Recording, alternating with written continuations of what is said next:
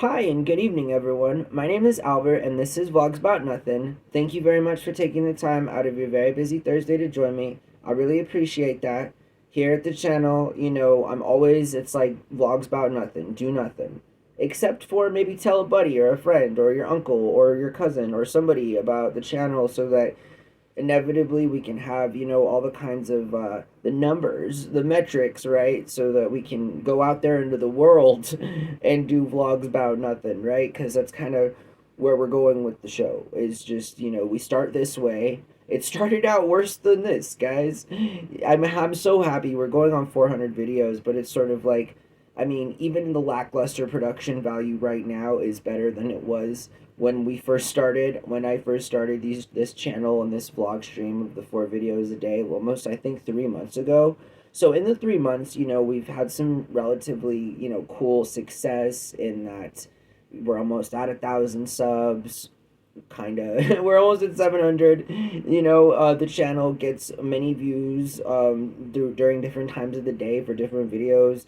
So, like, I'm happy about all that, I do want to talk about on Blogs About Nothing because we inevitably end up talking kind of about something, right? I guess more times than not, I guess we choose to go that way. Although I'd like to think that I put all of my effort into just reassuring everyone that it's just all, it's a big joke. I'm a big joke. I'm here to entertain you. I'm okay with that because, like, that's what it is. It's kind of entertainment. I was saying on a vlog last night, sidebar, we do this all the time on the channel if you're new, but the tangents can get kind of lengthy sometimes, but and also sometimes, just like now, I forget entirely where I'm going with that sort of sidebar. And I wouldn't have forgot, it's just I had to interject with the whole, thing of what it was in case you're new to the channel. So I definitely have fun, for what it is, for just sitting behind the desk thinking of things to talk about with y'all every night. It definitely, no, it is fun. For sure, for sure. The other night I was watching a documentary, and it was like this one dude, and I didn't watch all of it. Like, I watched maybe a few minutes of it. It's on my watch later now list or whatever. But it was this guy, and he was a younger guy from my recollection. Like, I guess I would mean like he sounded younger than me. You feel me? But I guess sometimes when people hear my voice, I get mistaken for a 19-year-old girl too. I mean, not that I think, I'm just saying, like, two as in I know what it feels like. Yeah, but anyways, so I'm watching this video, and this dude's like going off about how, like, new cars are garbage and old cars are like bet. You feel me? And it's sort of like, yes, I agree. New cars are garbage and old cars are way nicer. So, like, you know, it doesn't, like, carbon fiber bodies or style or safety has, I would argue, gone out the window with modern cars. They offer a lot of convenience in that, yes, they can go fast, they pivot well. Is pivoting a thing that cars do? No, it's not.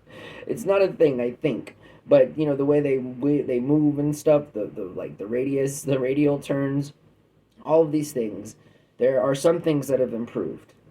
New dashboards, computer panel keyboards, in the dashboards, touch screen. I mean, come on now. It's like Lexus, Mercedes, Ford, you guys can do better. It's sort of like, I bet we could retrofit all of the tech that there is now in like a 2001 Ford F-150 Explorer first gen smart BlackBerry phone, and just cut out the console face and put that in there, and then hook that up to like a first gen mod Bluetooth speaker system, which used to be built way better 20 years ago. They're way more expensive, but they were still way better in terms of, like, I know you can get a Bluetooth wireless speaker right now from maybe one of the lovely sponsors on YouTube, Timu. We're not going to get into that, and that was just a joke. Okay, I'm just saying it also happens to be real. I guess this is not a plug, but you definitely could. We're just extemporaneously speaking here. Find a Bluetooth speaker on a website like Tumu for, like, I don't know, $4 or something. I don't know if it'll make the shipping. I'm not sure if the government is getting paid what it needs to, and or the safety and, like, just, it's this whole thing. I'm obviously anti Timu. Although I do love their slogans. It's sort of like shop like a zillionaire, every time, every time. I don't think that's what they say, but that's what I say. Because it makes no sense, just like their company. But anyways, we're still talking about how old cars are better than new cars. Yeah, I did kind of. Oh, I have to look. This is my little notepad of like my 4 words that I put here so that I can remember what I'm talking about. But regardless, this is all true. The way that I feel and the way that I'm explaining how it goes down and the way I think it can be emphatically and empirically proven that the shelf life, the longevity of a car made, in 1995 has way more value than a $50,000 car does now in the modern era that's built from cheaper parts with cheaper labor and it's more expensive. So I mean there it is again, I mean if we were in a free market, I mean things are supposed to get cheaper. That's what happens, That's why the middle market make and model was pretty healthy here in America in terms of the prices going down for an entry level sedan and so forth. But like it's almost like the auto industries are like, nope, not today. We're gonna charge you an extra 15 racks for that new OnStar Bluetooth, seat heating technology. And it's sort of like, wow, all right. I could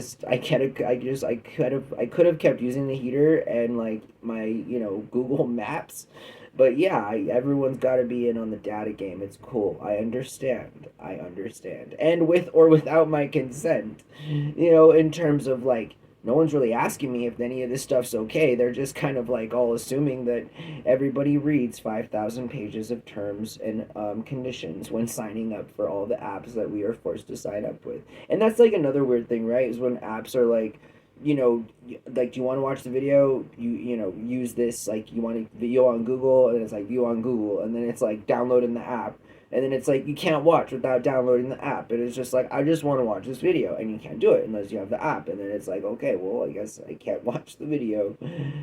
So yeah, I think that new cars are garbage and old cars are better. I think that the standard of metrics that we can use to provide this in evidence is through the sheer usage of how a lot of cars that were old are still on the road, and moreover how there would be a lot more old cars out on the road if it weren't for like cash for clunker programs, I think started by Obama, perhaps maybe Bush at the end of his second term was the first person that, but I think it was Bush that was the first president that federally set in place money to actively destroy old cars for it be in room for new more fuel efficient cars, which we got for a few years, like maybe 2000 2005 was like some years where there was some progress for entry level market cars with good actual value, and that the gas mileage and the worth that you got and the cost of maintenance. I mean, again, new cars, people have to service Teslas all the time.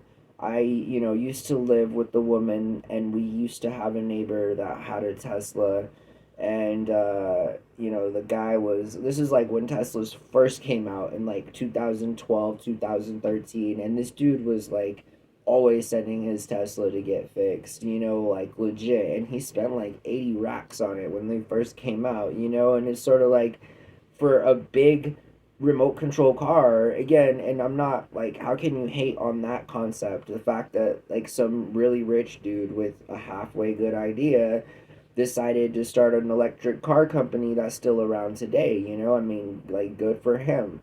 I'm sitting here around talking about nothing on Vlogs About Nothing, and this guy's out there making decisions that run, and influence half of the free world. I definitely will say that, well, I wouldn't consider myself like a Muskonian. I don't know if that's a thing. Like I'm a Musk fan. I'm not gonna say that I'm not. I'm just saying that I would love it if he were to buy Disney. I think a lot of speculators would really. I would love that. I would love for Disney to just keep going down and down and down and down in stock, and then just to see their current board sort of like like wonder what to do besides stop being bad people in terms of exploiting their markets the way that they do, because their content should be family oriented and they should stay in that business. It's one thing to expand, but it's another thing to, like, at the cost of that expansion, risk your reputation that you've worked well over a century on getting, which is family centric programming. And that's it. I remember being a kid and every summer Disney would drop something new. That was kind of like their tradition. But I think as a company, you might want to have one big payday every year instead of, a couple big paydays and more losses that don't cover the paydays, and then try to get people to pay every day for the rest of their lives on a subscription service that, like, everyone already owns on tapes that they have in the back of their garage, or DVDs that are stacked in the pantry in some box that just needs to be dusted. It's just sort of like, how many times would people pay for, a certain product? And I'm convinced that, I'm not sure it's many more times, but again, I think new cars are garbage when compared to old cars. I think it now, in hindsight, it's an easier thing to say, because at the time the policy and the talk was, let's get the old cars off the road so we can make way for new, better cars. But we've not done that. Electric cars are not better. I mean, they're just a different alternative to getting around. I would say that I prefer gasoline myself. I've said this publicly before, and a lot of people do. You can look at the numbers on how many people that own or have owned electric cars still own them, or, like, would not like to continue to own them, and the numbers are legit staggering. Electric cars, as cool and fun as they are to drive, it's not, if you're a driver, it's not your normal everyday driver, and you will not like it. And it takes, you gotta, like, know how to drive it, and I mean, that sounds weird. You have to know how to drive a car. But if you've driven an electric car, you know exactly what I'm talking about. Like, you got to know, like, how much battery you have all the time. It's like this constant, you're out on a Friday night with a group of friends and you're trying to make sure that your phone has enough juice, so just at the end of it, Hail Mary throw, you can hit up yourself an Uber kind of feeling vibe. And really, no one likes to feel like that, at least not for prolonged periods of time, So, yeah, there's that. But my name's Albert again, and I really appreciate all the new subs and viewers. If you like what you see, or if you like what you have seen anywhere at any time in the channel, we have close to 400 videos cataloged. But do definitely hit the thumbs up. It helps the channel grow tremendously, and I really appreciate y'all's time. I hope you have a really good night, okay? Bye.